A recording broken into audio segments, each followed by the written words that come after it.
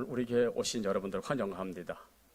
그래서 제가 시작을 하면서 뭐 시원한 거 뭐 드릴 거 없나라고 생각을 하다가 제가 이 커피를 한 잔씩 내가 드리고 싶어요.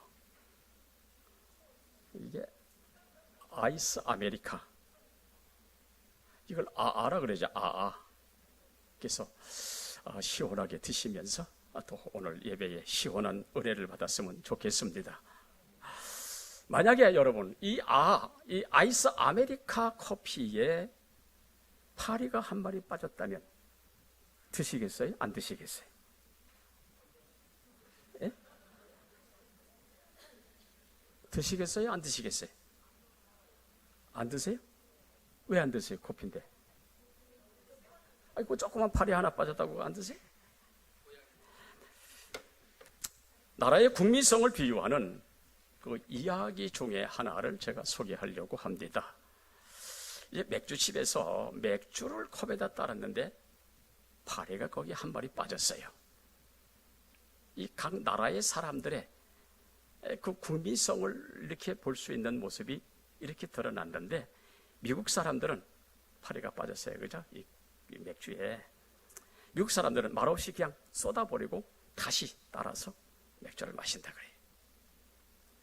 이탈리아 사람은 그냥 그 맥주에 그 파리가 빠졌는데 그 파리를 후후 불어가면서 파리만 남기고 다 마신다는 거예요.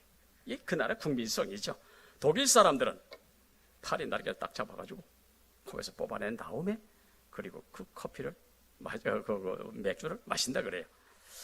근데 스코틀랜드 사람들은 파리 다리에 묻어 있는 것까지 다 빨아서 먹는다 그래요.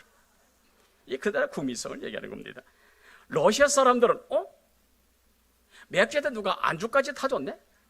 그래서 맥주와 파리를 같이 마신다. 안주로 생각하고 이 러시아 사람들.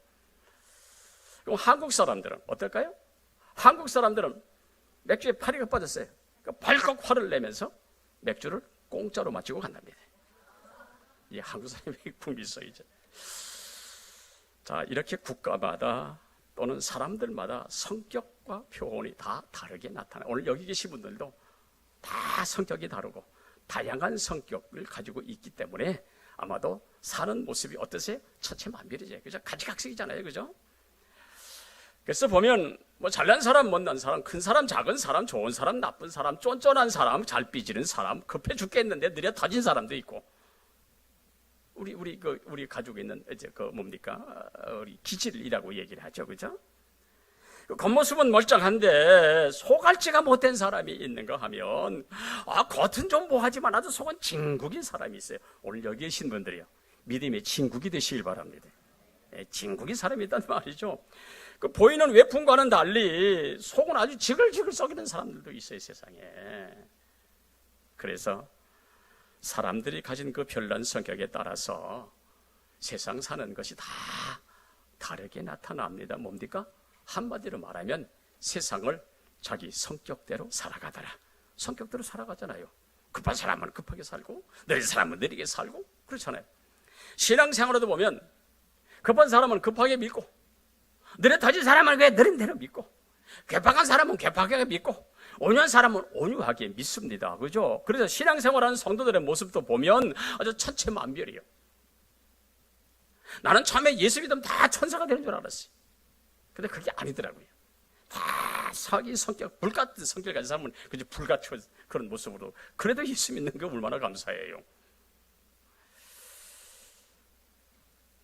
이것은 수많은 사람들이 가진 그 기질 때문에 그렇게 세상을 사는 거예요.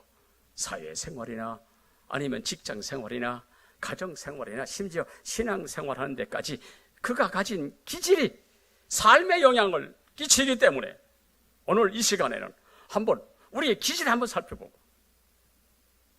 어떻게 하는 것이 신앙생활 잘하는 모습인가 한번 살펴보면서 오늘 이 아침에도 은혜 받으시고 내가 가지고 있는 기질이 이렇다 할지라도 여전히 하나님은 살아계시니까 우리 한번 그거 한번 살펴봤으면 좋겠어요. 2500년 전에 그 히포크라테스가 창안한 그 기질 테스트를 보면은 사람에게는 4가지의 기질이 있는데 그 기질을 가지고 세상을 살아간다는 거예요. 뭐 다소 차이가 있겠죠. 그러나 사람들이 그 기질을 가지고 세상을 살아간다는 거예요. 어떤 기질이 있는가 보니까 첫째로 다혈질입니다. 다혈질의 장점은 생기가 있고 낙천적이고 동정적 성품을 가졌습니다만은 이 다혈질의 단점은 자기가 좋다고 하면 죽는 줄 몰라. 이 사람은 집착하지 못해가지고 화를 벌컥벌컥 잘 내. 그래 또 사과하기도 금방금방 잘해. 그래가지고 이 사람을 가리켜 아이고 이 사람은 뒤끝이 없어. 이렇게 평가를 받는다는 얘기죠. 두 번째로 담즙질의 사람이 있는데 담즙질. 이 장점은 의지가 강하고 독립적이고 한번 시작하면 끝을 보는 사람. 중간에 포기란 없단 말이죠. 이 담즙질의 단점은 거칠고 화를 잘 내고 성질이 급하고 교만하기 쉽고 철판을 깐 것처럼 뻔뻔스러운 행동 때문에 사람들에게 외면당하기가 쉽다라고 하는 이 담즙질의 사람들. 세 번째로 점액질의 사람들. 이 점액질의 장점은 조용하고 냉정하고 아주 느려 터지고 급함이 없는 사람이 이 사람. 이 점액질의 단점은 뭐냐면 남의 약점을 보고 냉소적이고 비판을 잘하기 때문에 아이고 왜 그렇게 해? 라고 하는 이 비판을 잘하기 때문에 이 사람도 비판적인 사람이라고 사람들에게 평가를 받을 수밖에 없다라고 하는 이 사람. 그 다음에 네 번째로 우울질의 사람. 우울질은 성실하고 신실하기 때문에 성품으로 한몫을 보는 사람. 단점은 완벽주의이기 때문에 따지기를 잘해. 그리고 우여부단해.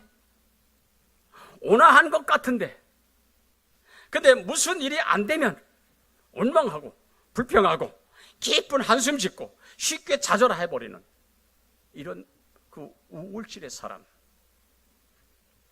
그렇다면 여러분 오늘 이야기를 들으면서 나는 어떤 기질이라고 생각이 되어집니까? 이거 내 얘기가 아닌가? 그렇게 생각할 수도 있습니다. 왜냐하면 이 사람이 100% 다혈질이나 아니면 100% 우울질을 타고 타는 것이 아니라 사람이 태어나면서 다혈질 70%, 어떤 사람은 다혈질 70%, 담즙질 20%, 우울질 10%, 어떤 사람은 점액질이 50%, 담즙질이 30%, 다혈질이 20% 이렇게 섞여서 태어나기 때문에 이렇게 여러 기질이 섞이다 보니까 이 얘기 들으면 저 얘기 내 얘기인데? 이렇게 들리기도 한다는 이야기예요. 이를 창시한 사람이 바로 히포크라테스라고 하는 사람이죠. 모든 병에는 원인이 있고 원인을 알아야 치료가 가능하다라고 이게 2500년 전의 사람입니다. 진정한 의사는 다른 사람에게 있는 거예요. 당신 속에 있다라고 이야기했던 이 히포크라테스. 이 히포크라테스가 기질 테스트 아까 제가 말씀드렸죠. 다혈질, 담즙질, 우울질, 점액질 이 사람이 이렇게 했단 말이죠. 성경에도 보면 믿음을 가졌던 사람들의 이야기가 성경에 기록이 되어 있지요.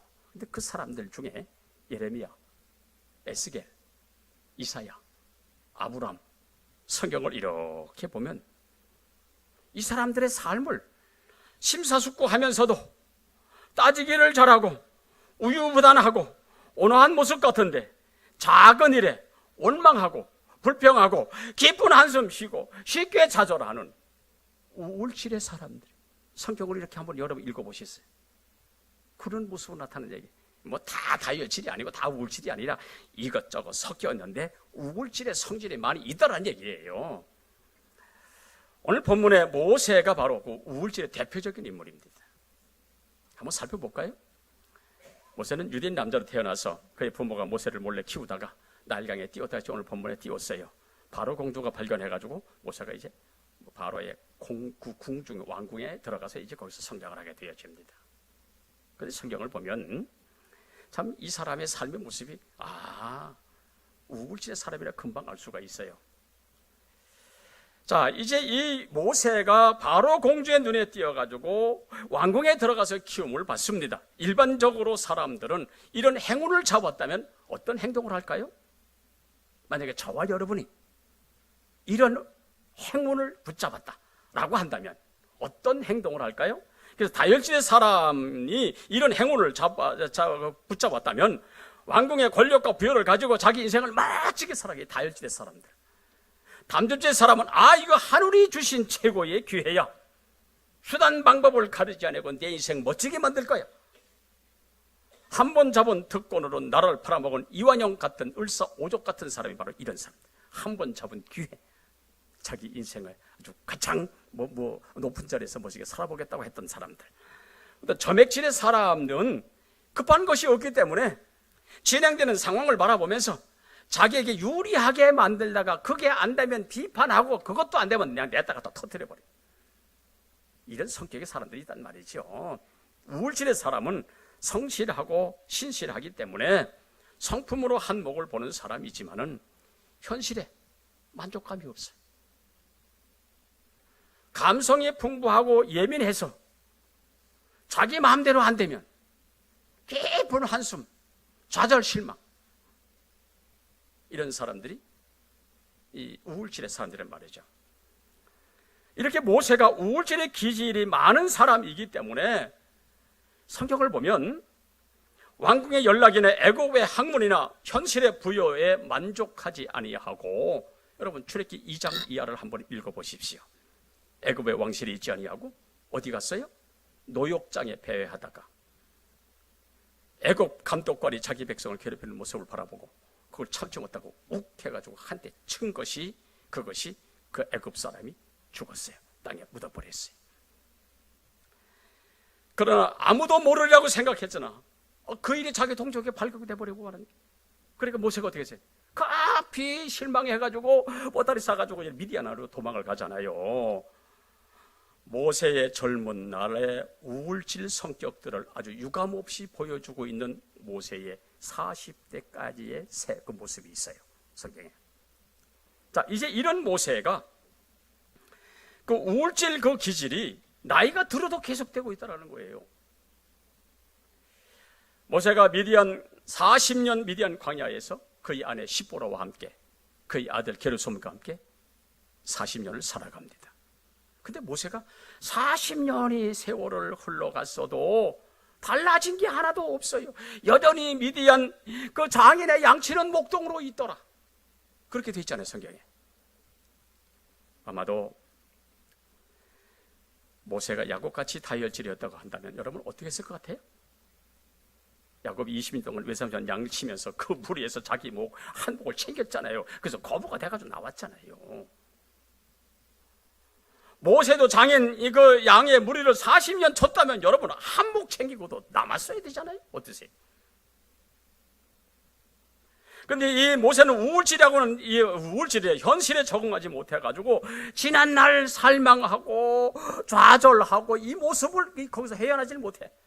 그래가지고 40년 세월이 흘러도 남은 것은 뭐예요? 자기 빈 몸뚱이를 양치는 목동으로 있단 말이에요.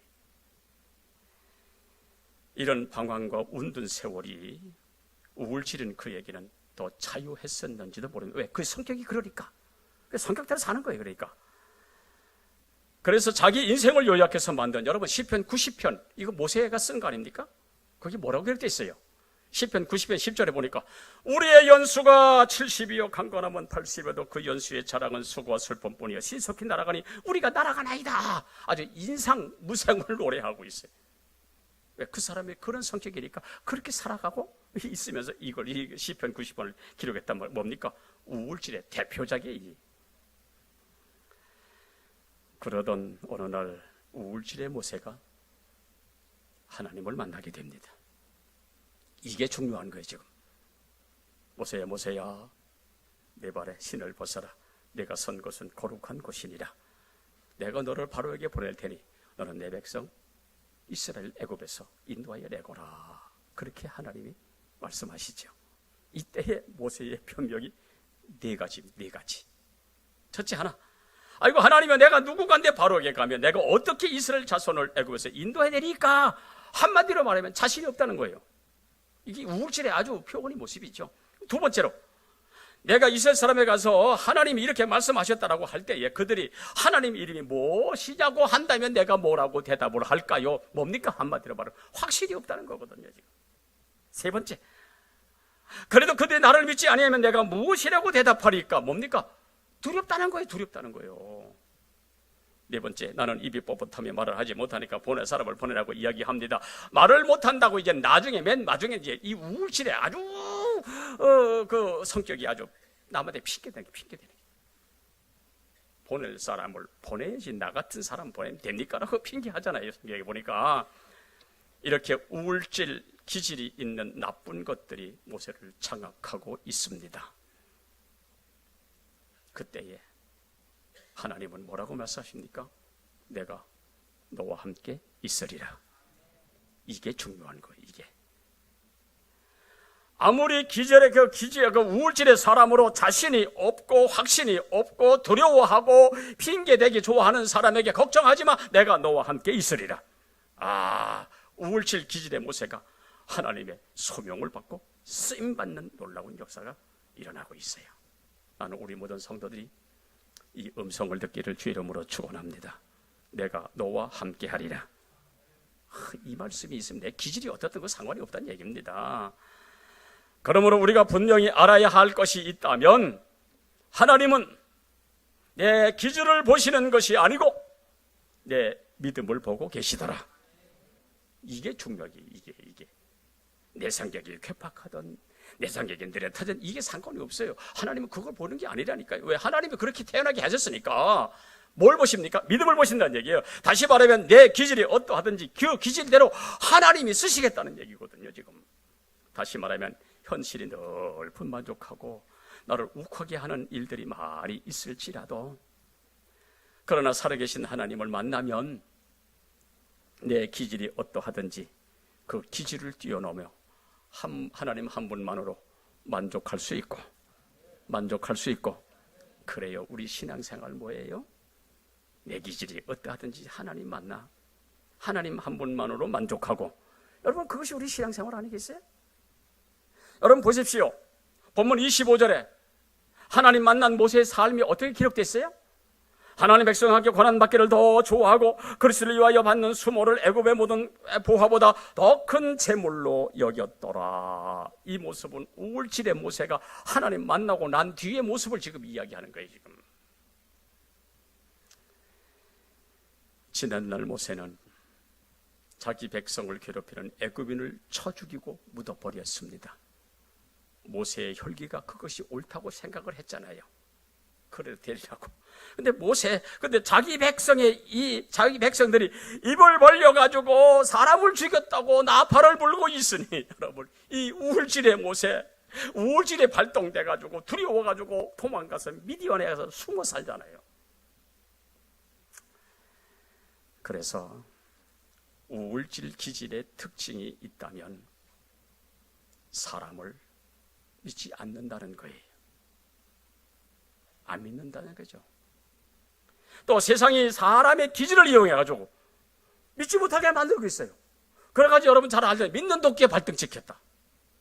이것 때문에 얼마나 아파서, 우리 아버지가 옛날에 우리 아버지가 참 마음 좋은 것도 다래요. 보증을 서달래가지고 보증을 쳐줬어. 우리 집에 빨간 딱지가 붙이고 난리가 났어.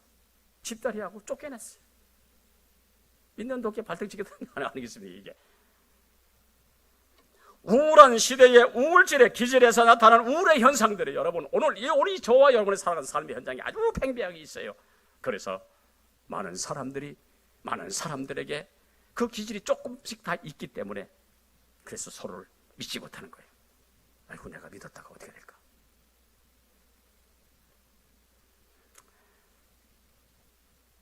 그래서 모세는 우울질의 자기 민족도 못 믿겠으니 그래가지고 사람이 두려워 도망해서 미디안 광야에 숨어 지냅니다.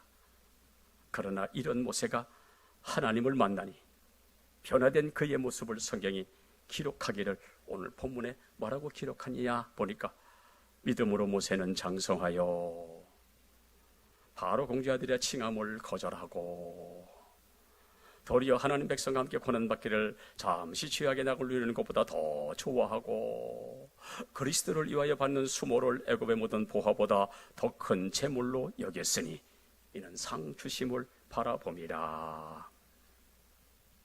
우울질의 기질이 있던 이 사람이 하나님을 만났어요. 만나고 보니까 그리스도를 위하여 받는 수목을 대고 모든 보다 더 큰 재물로 여겼다. 뭡니까? 믿음의 결과입니다. 오늘 이 자리에 계신 분들이 내 성격이 어떻고 내 속을지가 어떻다 할지라도 하나님을 만나면 믿음의 역사가 이루어질 줄로 믿으시기를 축원합니다. 모세 보십시오. 그렇게 도망가서 숨던 사람이 거기서 하나님을 만나게 되어지니까 이제는 오직 하나님, 오직 예수를 살아간다고 지금 성경에 기록하고 있잖아요. 그 아프리카 선교사로 지냈던 리빙스턴을 잘 아실 거예요. 이 사람이 이제 선교의 사역을 하다가 영국으로 이렇게 돌아왔습니다.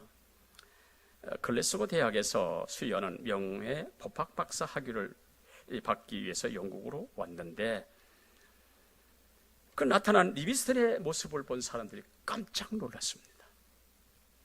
왜냐하면 이 사람이야말로 아주 정형적인 우울질의 사람인데, 그래서 성품으로, 성실함으로, 깨끗한 이미지로, 한몫 보는 사람으로, 감성이 풍부해서 아주 멋진 모습으로 그렇게 있던 사람이 이 사람에게서 그 모습을 찾아볼 수가 없는 거예요.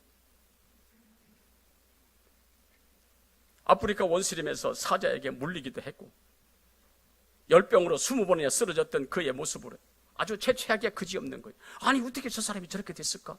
그렇게 성실하고 그렇게 깨끗한 이미지 사람이 저렇게 망가질 수 있을까?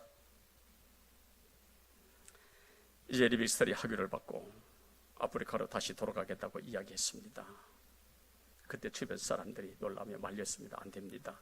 당신은 사자에게도 물려받고 열병으로 수분에 죽었다가 살았는데 거길 들어가지 마세요 라고 이야기를 했어요.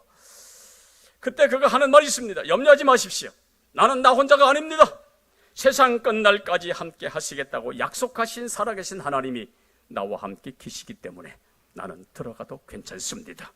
그 하나님이 나의 친구가 되어 원시림과 광야를 함께 걸어가게 될 것입니다. 내게는 두려움이 없습니다 라고 이야기했던 이 리빙스턴이라고 하는 사람.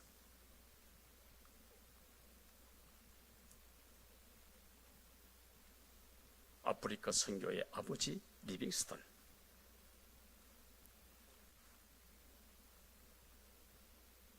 방송실이 안 되네요. 고문 대륙 선교사 데이비드 리빙스턴, 사자에게 물리기도 하고 열병으로 죽었다가 살아난 사람, 32년간 목숨을 아프리카 선교했던 리빙스턴 이 사람. 뭘 이야기합니까? 아무리 성격이 그렇다 할지라도 하나님을 만나면 하나님의 역사에 주인공이 되는 줄로 믿으시기를 축원합니다. 본문 모세도 우울질의 기질을 가지고 있으나 하나님을 만나니 두려움을 떨쳐버리고 주님과 동행하며 위대한 역사에 쓰임받고 있더라. 그것이 출애굽의 역사입니다. 그렇습니다. 여러분, 우리 어떤 기질에 속해 있든지 간에 상관없어요. 주님 만나면 주님이 쓰시는데 부족함이 없는 줄로 믿습니다. 내 기질이 어떠하든지 주님 만나면 주님이 내 인생도 멋진 인생을 주님이 만들어 주실 줄로 믿습니다. 우리 이 땅에서 그와 같은 아름다운 삶을 살아가시기를 축원합니다. 두 번째로, 기질과 관계없이 인생의 축복은 하나님께 있다는 사실입니다. 27절에 30절에 보면 보이지 아니하는 자를 보는 것 같이 하고 믿음으로 그들은 홍해를 육지같이 건넜으며 믿음으로 7일 동안 여리고를 도니 여리고성이 무너졌더라 라고 기록을 하고 있지요. 저는 이 말씀을 가만히 생각을 하며 제가 묵상을 좀 했습니다. 제가 이제 은퇴 후에 하나님이 우리 평안교회에 어떤 일을 펼치실지, 주께서 우리 교회를 향해서 어떤 일을 행하실지 저 지금부터 기대가 되고 있습니다. 왜 그렇습니까? 미래에도 우리 주님이 우리 교회와 함께 하실 것이고 우리 교회를 지켜주실 것이고 우리 교회에 역사하실 것이기 때문에 그렇습니다. 여러분, 내 목회 43년의 기나긴 세월 좋은 일만 있었습니까? 아니요. 어렵고 힘든 일도 많았어요. 죽고 싶은 심정도 있었단 말이죠. 그러나 주님이 나의 남은 날에도 나와 함께 하실 것이고 나와 동행하실 것이고 내 인생의 여정 속에 보이지 아니하나 보는 것 같이 나를 또 살게 하실 것이고, 내 인생의 앞길에 가로인 홍해도 육지같이 건너게 하실 것이고, 내 인생 여리고 성들도 무너지게 하실 것으로 저는 믿습니다.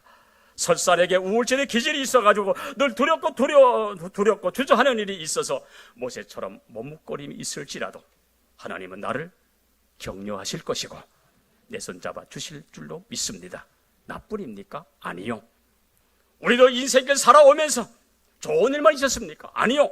크고 작은 어려움 속에서 아이고 죽고 싶다라고 하는 심정을 가지고 살아왔던 삶의 순간들도 있었습니다만은, 그러나 믿음으로 걷는 우리의 걸음에 하나님의 역사하셔서 우리 인생의 홍해를 갈라지게 하시고 우리의 여리고성도 무너지게 하는 놀라운 역사를 분명히 하나님이 보게 하실 줄로 믿습니다.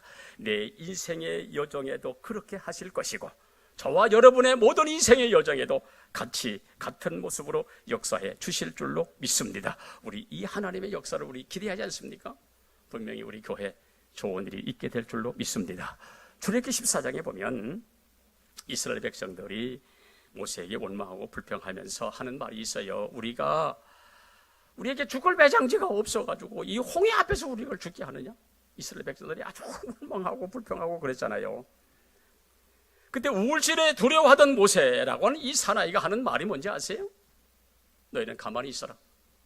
오늘날 우리를 위하여 행하시는 여호와를 바라보라. 그가 우리를 위하여 싸우시리니 이후에 너희는 애굽 사람을 보지 못하리라. 아니, 우울질에 속해가지고 그래가 도망가가지고 미디안 광야에 숨었던 이 사람이 하나님을 만나고 보니까 강하고 담대하게 멋있게 원망하고 불평하는 사람들을 질타하는 내용이 기록이 되어 있어요. 여러분, 이 용기가 어디서 왔어요? 믿는 자에게 주시는 하나님의 선물인 줄로 믿습니다. 내 기질이 어떠하든지 하나님이 주시면 되는 거예요. 그러므로 여러분, 주저하고 두려움과 연약함과 아픔과 신음이 내게 있을 때에 믿음으로 영광의 주님을 바라보시면 내가 가는 길에 하나님이 가는 길을 보여주시고 내가 가는 길에 하나님이 인도해 주실 것이고 하나님의 강한 팔로 우리를 지켜 주실 줄로 믿습니다. 민수기 13장에 보면 이스라엘 백성들이 모세를 원망하고 불평을 하고 그리고 돌을 들어가지고 모세를 치려 합니다. 그때 하나님의 진노로 이들을 멸하려고 하자 모세가 한 행동이 뭔지 아십니까? 하나님 앞에 엎드렸습니다. 엎드렸더니 해결되더라. 그러면 여러분이요, 주저하거나 두려운 일이 있거든 하나님 앞에 엎드리십시오. 하나님이 일하실 줄로 믿습니다. 엎드리면 보이지 않던 하나님이 보이고 내 인생 홍해 갈라짐도 보이고 굳게 닫혔던 여리고 성도 무너짐을 보게 될 줄로 믿습니다. 그래서 믿음이란 내 생각으로 보는 것이 아니고 하나님의 생각으로 보는 거예요. 하나님이 하시면 됩니다. 믿습니까? 내 생각이 아니고 하나님의 생각으로 살자는 거예요. 어떤 여집사님이 한 분 계셨어요. 이 여집사님이 입을 열면 자기 남편은 이래서 나쁘고 저래서 나쁘고 남편 칭찬이라고는 없어요. 그저 때마다 남편 단점만을 이야기하고 있는 거예요. 다 듣다 보던 목사님이 집사님이 정말 일로 와봐. 그 집사님에게 종이 한 장을 이렇게 주면서 내가 일주일 동안 시간을 줄 테니까 남편 장점을 좀 적어오라 그랬어요. 일주일 동안 생각을 해보고 남편 단점 말고 장점만 적어오라라고 했어요. 근데 일주일 후에 적어왔어요. 그 내용을 보니 그렇습니다. 우리 남편은 특별히 유능하지는 못하지만 성실합니다. 더욱이 우리 가정에 성실하며 저의 남편은 돈에 크게 욕심이 없지만 열심히 일을 합니다. 이것을 더 받아들이는 그 목사님이 다른 종이를 한 장 더 주면서 집사님, 한 주간 동안 남편의 장점을 더 한번 생각해보고 한번 써오라고 이렇게 줬어요. 그랬더니 일주일 후에 그 여집사가 남편의 장점을 적어왔는데 내 남편은 성실하고 마음씨 좋고 나만 사랑하고 등등 10가지를 적어왔더라는. 오늘 이 자리에 오신 여러분들이요, 여성분들이요, 한번 집에 가시거든 내 남편의 장점 일주일 동안 10가지만 적어가지고 내게 좀 가져오세요.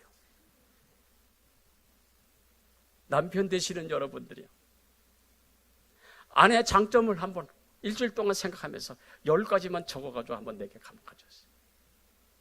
어떤 내용일까요? 자기 기준을 가지고 남편을 보기 때문에 남편이 늘 못마땅한 거예요.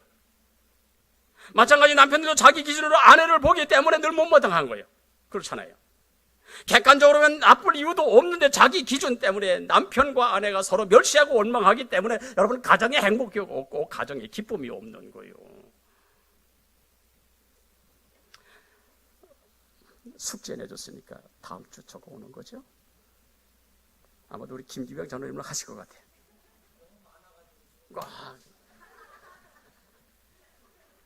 숙제를 내드렸어요. 그렇습니다, 여러분. 신앙생활은 내 기준으로 하는 것도 아닙니다. 우리의 신앙생활은 주님이 기준이고 성경이 기준이고 말씀이 기준이 돼야지. 내가 기준이 돼가지고 하려다 보니까 아이고 내 맘 안 들어 원망불평하고, 여러분 이건 신앙생활이 아니잖아요. 그러므로 내 생각을 내려놓고 살아계신 주님 앞에 나와 엎드려 주님이 보시고 아시고 해결해 주실 줄로 믿고, 여러분 그러면 주님 앞에 나와 엎드리면 되는 거예요.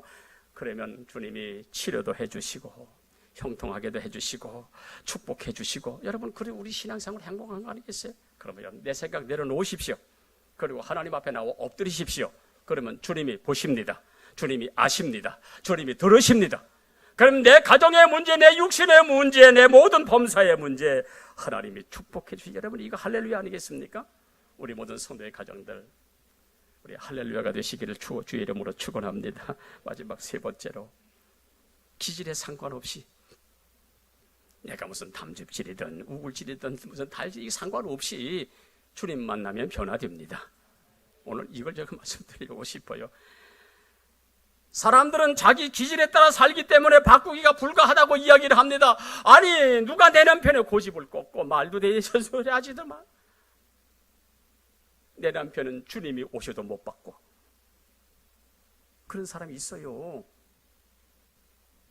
아이고 내 안에 그 온고집 고집 그거 누가 꺾고. 주님 앞에 갈 때까지 이거 못 꺾을 거야. 이렇게 말하는 사람도 있어요. 맞는 말입니까? 아닙니다. 여러분 내 기질이 어떠하든지 하나님이 하시면 되는 거예요.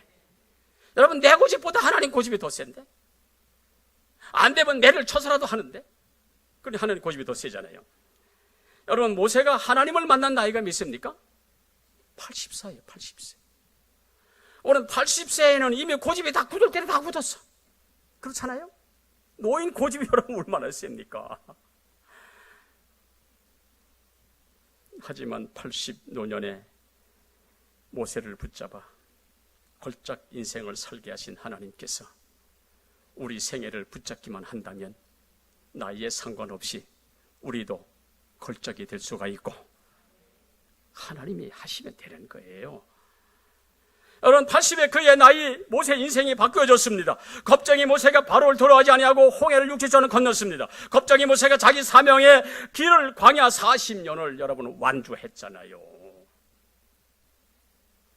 그래서 모압 평지에 이스라엘 백성을 모아놓고 설교한 것이 여러분 신명기 아닙니까? 한 번은 이스라엘 백성들이 계속해서 하나님을 반역하니까 안 되겠다. 내가 이 백성을 싹 쓸어버리고 내가 차라리 다른 민족을 내가 붙잡고 내가 일을 하겠다 그랬어요. 그러니까 작정을 하셨단 말이죠. 이때 모세가 기도하기를 하나님 저보고 이 백성을 인도하라고 저를 부르지 아니하셨습니까? 근데 만약에 이 백성이 광야에서 흩어져 죽는다면 아이고 하나님의 능력이 없구나, 광야에서 죽었구나, 이 주변 나라 사람이 비웃을 것이 아닙니까? 이 백성을 버리시려거든 차라리 내 목숨을 거두어 가십시오. 바로가 두려워가지고 도망가서 미디안 광야에 살더니 모세가 차라리 내 목숨을 데려갈지언정 이 백성을 이렇게 변했다니까. 뭡니까? 하나님이 하시면 되는 줄로 믿습니다. 지난날 우울절에 모세는 보이지 아니하고 위대한 사명자의 모습으로 변화되어 주어진 사명을 완수하고 있는 모습이 여러분 성경에 기록돼 그렇습니다. 하나님이 모세처럼 내 기질들을 중에서 못되고 악한 것들을 거두어 가시고 내 기질을 사용하시기만 하신다면 내 인생도 멋진 인생이 되고 내 인생도 걸작품 인생이 되는 줄로 믿습니다. 사랑하는 여러분의 가정의 자녀들, 아이고 왜 얘가 이럴까? 실망하지 마세요. 아이고 남의 집 자식은 잘 되네, 왜 내가 내 자식이 이럴까? 걱정하지 마세요. 하나님이 그 기질대로 사용하시면 멋진 걸작 인생이 될 줄로 믿습니다. 로마서 8장 13절에 성경은 이렇게 말씀합니다. 육신으로 살면 죽을 것이로되 영으로 내 육신을 죽으면 살리라. 이 말은 뭡니까? 기질대로 살면 죽을 것이로되 믿음으로 살면 살리라. 아멘. 기질대로 사는 것이 아니라 믿음으로 살면 된다는 얘기예요. 그러므로 기질의 악함에서 빠져나오도록, 그 악한 것은 소멸되도록, 그리고 기질의 복된 장점들이 나를 주장하도록 믿음으로 살면서 모세처럼 내 주저함, 내 근심, 걱정, 염려 다 주님 앞에 내려놓으면 모세를 모세되게 하셨던 하나님이 내 인생도 책임지시고 내 인생도 책임지시고. 여러분 그렇습니다. 우리 오늘까지 살아왔어요? 내가 살아왔어요? 아니요. 주님이 살게 하신 줄로 믿습니다. 모세 같은 기질이 우리에게도 있습니까? 이거 아니요. 아이고 목사님 무슨 말씀하셔? 나는 우울질이 아닙니다. 그럴 겁니까? 아니요. 우리 속에 기질이, 우울질의 기질이 우리 속에 몇 프로도 있어요. 10%가 있든지 20%가 있든지 30%가 있든지 있습니다. 욱하기도 하고 주저주도 하는 그 일들이 누구에게 다 있잖아요. 그러나 못났으면 못난 대로, 실수하면 실수한 대로 살아가면서 엎어져도 주님 앞에 엎어지면 주님이 세워주시고 주님이 사용하시면, 내 성격이 이러니까 나는 안 될 거예요. 아니요. 주님 앞에 엎어지면 됩니다. 우리에게 이 장점, 단점도, 약점, 부족함도 다 있어요. 이 모습 이대로 주님 앞에 나아가면 주님이 우리를 모세처럼 영광의 도구로 사용하게 되실 줄로 믿습니다. 내 기질이 어떠하든지 여러분 실망하지 마세요. 아이고 나는 안 돼, 난 다혈질이요, 나는 아이고 난 소갈치가 안 돼. 아니에요. 하나님이 하시면 되는 줄로 믿으시기를 축원합니다. 그러므로 어떠한 믿음의 삶의 모습이 있느냐가 중요함을 우리에게 가르쳐주고 있으니 기질을 탓하지 마십시오. 하나님이 하시면 되는 줄로 믿습니다. 이 얘기 하나 하고 마칠게요. 자기 존재 이유를 알고 싶어 했던 한 20대가 있었어요. 그래서 이 사람이 머리를 박박 깎고 절에 올라갔어요. 이 사람이 아주 특우울질의 사람으로 세상을 바꾸는데 그 장애물이 뭐냐? 가장 큰 장애물은 기독교다. 아니 자기하고 기독교 무슨 상관이 있다고. 자기 존재 이유를 알고 싶은 그냥 조용히 앉아 그냥 뭐 명상이나 하면서 하면 되지.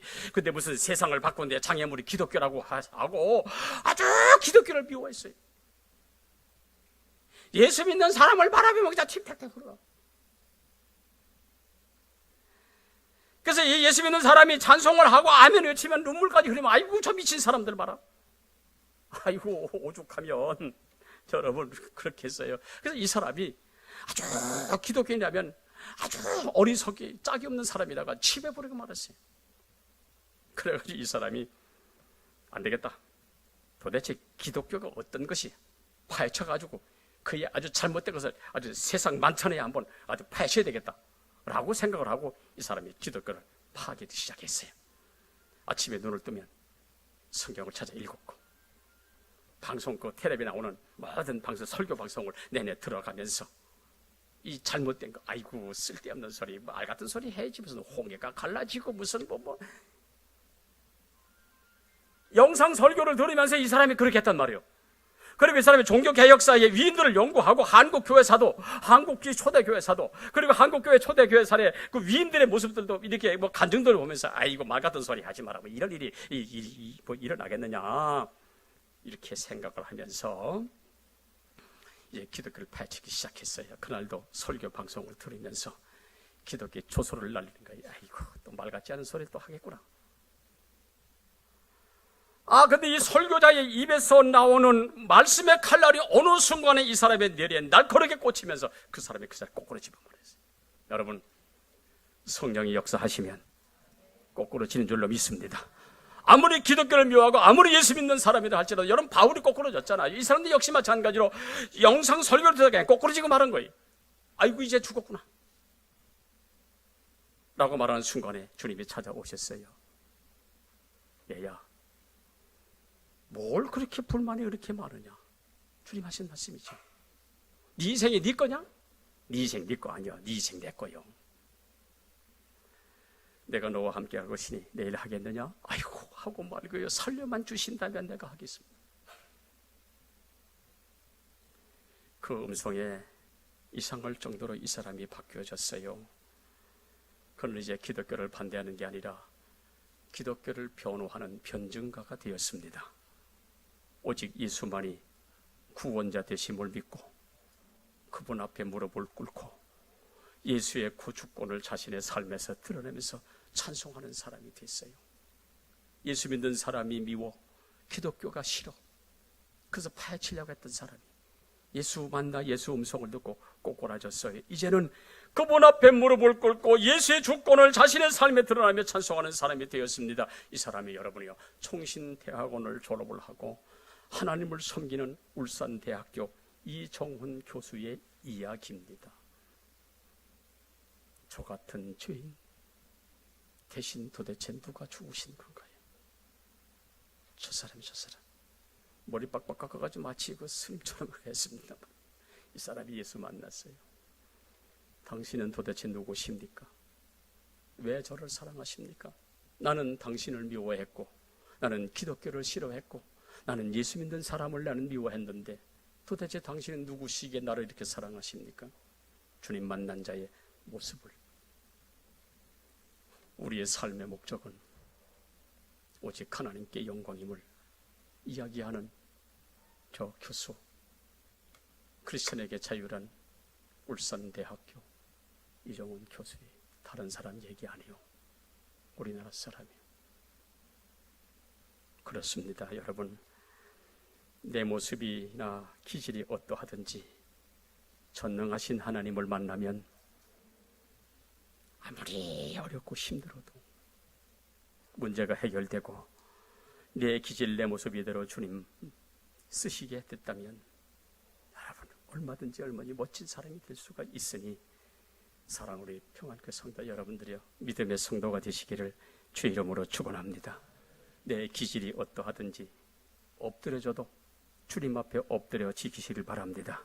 그러면 주님이 손잡아 일으켜 주시리. 여러분 내 인생 멋진 인생 안 되겠습니까?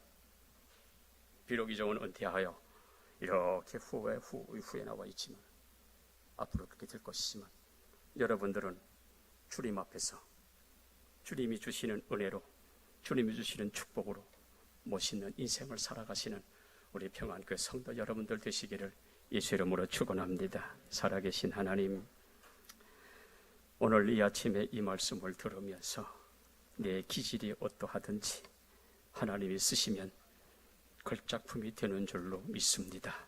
우리 교회를 향하신 하나님의 역사하심, 우리 성도를 향하시는 하나님의 역사하심 기대가 되어지고 또 우리의 소망이 있다면 우리 모든 성도의 기질대로 하나님 사용해 주셔서 멋진 교회, 멋진 성도, 아름다운 이곳 되어지는 은혜가 이 장소 우리 교회에 있게 하여 주시옵소서. 우리 모든 성도들 기질이 설사 다르다 할지라도 하나님을 만나면 하나님이 쓰시는 일꾼이 되는 줄로 믿습니다. 그 쓰임받는 성도들 되게 해 주시옵소서. 예수님의 이름으로 축복하며 기도하옵나이다. 아멘.